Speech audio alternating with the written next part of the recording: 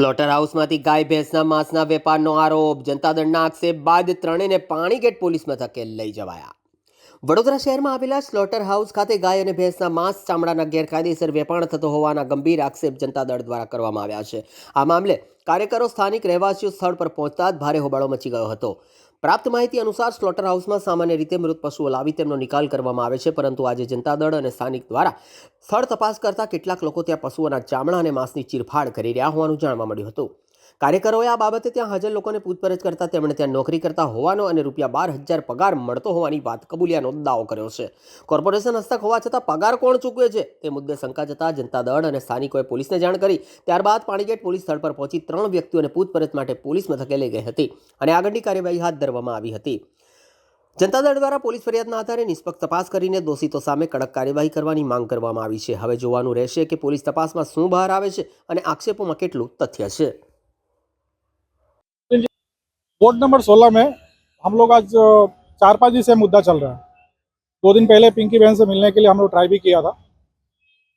पहले तो वहाँ पे बहुत गुंडागर्दी हुआ, आप लोग सब मीडिया वहाँ पे सामने थे, हम लोगों को मिलने नहीं दिया गया। 9 बजे तक हम लोग कोशिश करने के बाद मिले।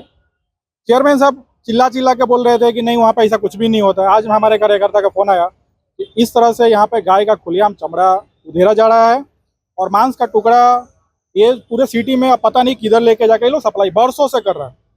अच्छा, यहाँ पे जिसको हम लोग अरेस्ट करवाया हुआ है वो खुलेआम एक्सेप्ट किया है कि 12,000 हमारे को सैलरी मिलता है और ये चमड़ा को पूरा इकट्ठा किया था, मांस के टुकड़े को पूरा इकट्ठा किया था। और ये गाय है, छोटे छोटे बछड़े हैं, इसके ही चमड़े को ये लेके जाते हैं। मांस को पता नहीं, ये लोग एक धर्म के साथ में पूरे सिस्टम एक धर्म के साथ में खिलवाड़ कर रही है।